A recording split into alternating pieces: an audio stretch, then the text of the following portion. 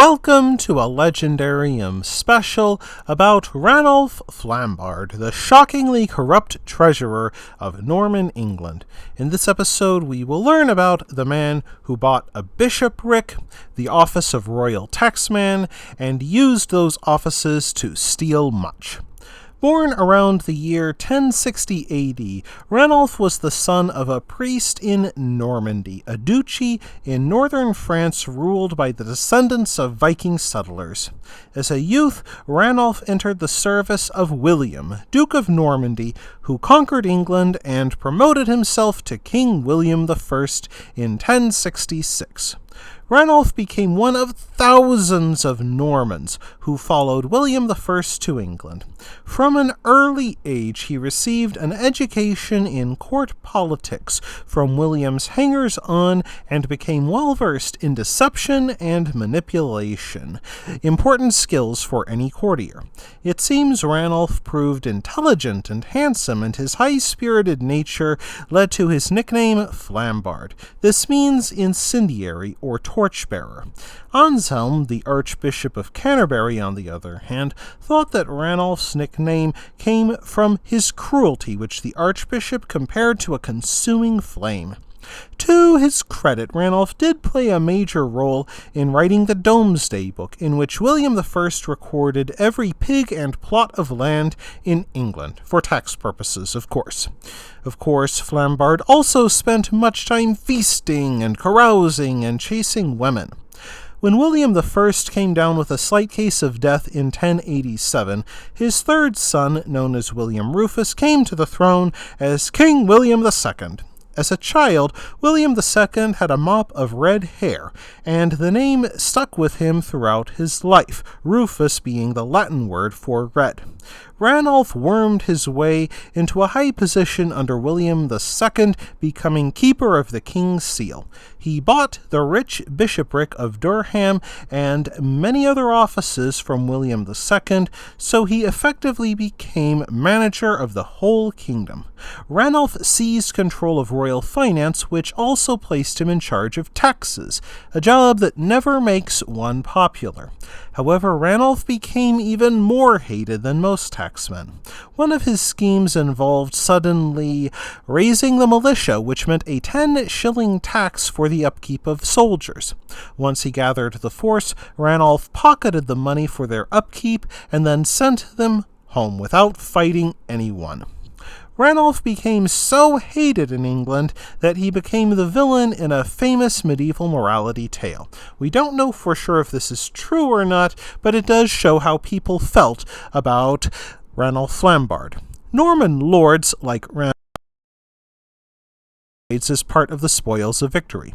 Ranulf, as a bishop, could not get married, but he set his sights on a girl named Christina. Christina's parents, wealthy Englishmen, wanted to marry back into the Norman-run power structure. For respectability's sake, they would marry Christina to a hapless youth named Berthad, and Christina could become Ranulf's mistress. Berthad and Ranulf reached an understanding that the bishop would have first call on Christina's favors. However, Christina wished to become a nun, and her outraged parents bribed her, bullied her, and even slipped love potions into her drinks. Finally, they forced her into a room with Ranulf and Berthad so one of them could consummate the union by force. She literally climbed the walls, hanging by a nail, until Ranulf stormed out. Christina then fled through the woods and achieved her dream, becoming a nun at St. Albans. There she became a famed holy woman so skilled in embroidery that she made slippers for the Pope. Of course, Ranulf successfully harmed many other people. William of Malmesbury wrote a century later that Flambard skinned the rich, ground down the poor, and swept other men's inheritances into his net. During the year 1100, his buddy William II went hunting in the New Forest. He died in an accident likely arranged by his clever younger brother Henry. The lords who joined William II on the hunt showed their loyalty to the king by abandoning him in the woods so they could guard their own lands in case of trouble. Within 10 days of his ascension, Henry I had Ranulf Flambard arrested and imprisoned in the Tower of London. The new king wanted to put distance between himself and his unpopular brother, and what better way than by arresting his widely hated right-hand man? Flambard thus became the first unwilling guest in the Tower of London, reserved for holding enemies of the crown. Being a nobleman, Flambard enjoyed a suite of rooms and servants. Nonetheless, after about 6 months he decided to escape. Ranulf's friends smuggled a barrel of wine into the tower with a rope hidden inside the wine.